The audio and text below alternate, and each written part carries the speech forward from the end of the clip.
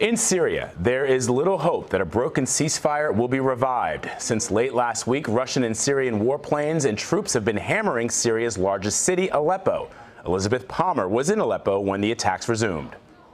At the start of the week, we were watching a student party from a rooftop when the war reignited.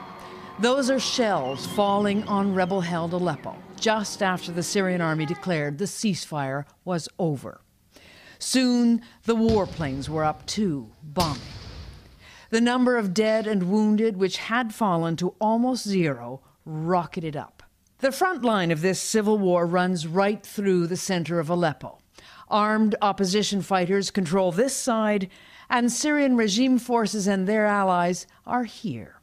13-year-old Aya lives on the very edge of the government side.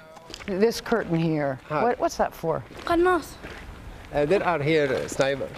The snipers, just a few hundred yards away, are opposition fighters who, over the past 4 years, have aimed their weapons at Syrian army positions deep in this neighborhood.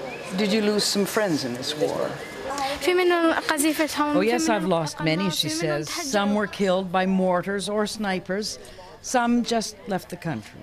Many of those who didn't make a run for it are now living in the ruins of war in desperate need.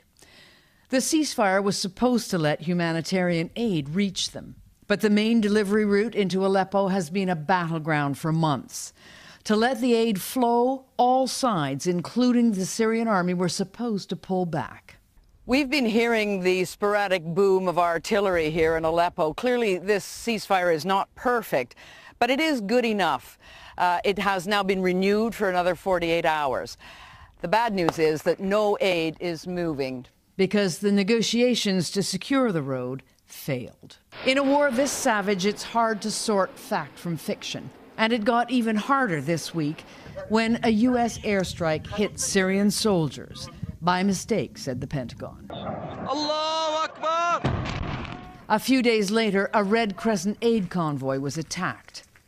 You see, bombers, as a aid, bombers, aid from the UN. The U.S. says early indications showed the Russians were responsible, something Moscow furiously denied.